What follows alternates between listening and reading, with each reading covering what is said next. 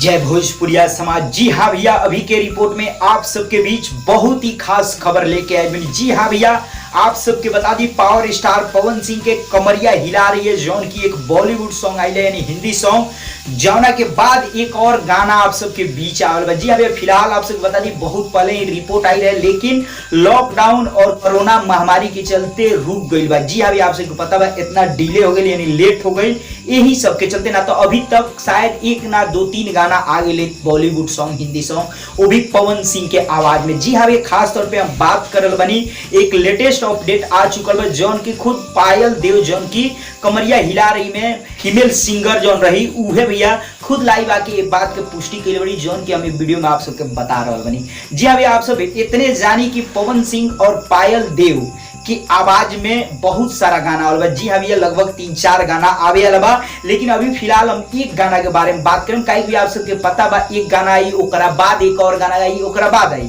लेकिन जौन पहले गाना आई जौन भी गाना आवे अभी टाइटल नहीं आई, लेकिन आप सबको बता दी एक ही गाना पहले आई, एक बेर तो दू आई ना, लेकिन जौन गाना आवे वाला बा वो आप सबके बीच बहुत जल्द आवे वाला बा। काहे कि आप सबको बता दी गाना हिंदी आवे वाला बा जौन की आप सबको पता बा ऑडियो सॉन्ग ना वीडियो सॉन्ग ही डायरेक्ट यूट्यूब पर रिलीज होला। बॉलीवुड जितना भी गाना होला लगभग तक एक डायरेक्ट वीडियो सॉन्ग आई जाना में पवन सिंह और पायल देव के आवाज रही बतौर ई जोड़ी फिर से आ रहा बा गाना लेके जौन की बहुत ही धमाकेदार सॉन्ग बटे। और आप सबके ये लेटेस्ट खबर बता दी कि गाना लिखा चुकल बटे, म्यूजिक भी तैयार हो चुकल बा। जब अभी देख रहा बड़ी लॉकडाउन चल रहा बा, यही से थोड़ा सा भी डिले हो रहा बा। बहुत जल्द वो गाना के रिकॉर्डिंग हुई पवन सिंह और पायल देव के आवाज में और वीडियो भी शूटिंग हुई। हीरोइन कौन रही है मतलब अभिनेत्री वो गाना में अभी डिसाइड नहीं कर, जब डिसाइड हो जाए तो हम आप सबके रिपोर्ट के माध्यम से बता दें, लेकिन फिलहाल आपसे बता दें पवन सिंह तो पक्का रही है, पवन सिंह और पायल देव की आवाज पक्का रही। तो जी हाँ भैया, एक नया बॉलीवुड सॉन्ग पवन सिंह का आवेल बा यानी हिंदी गाना आवेल बा,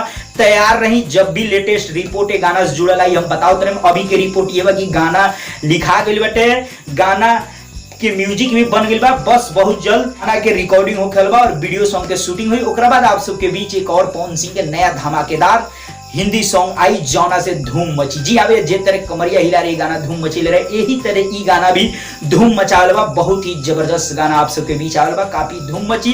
तो आप सब बताइए भैया आप सबके रिपोर्ट कितना पसंद आई और ई गाना आई तो कमरिया हिला रही है गाना से ज्यादा धूम मचाई, अगर मचाई तो आप सब जरूर बताई और कितना ज्यादा मचाई ये भी बताई। आप सब अपन राय जरूर कमेंट बॉक्स में बताई और जितना भी खबर बा भैया हम देते रहे, बस जैसे अपडेट आई हम बताते रहे, बन रहे हमारा चैनल के साथ। तो चैनल के सब्सक्राइब कर दें, घंटी भी दबा दें और वीडियो के लाइक करें और ज्यादा से ज्यादा शेयर करें।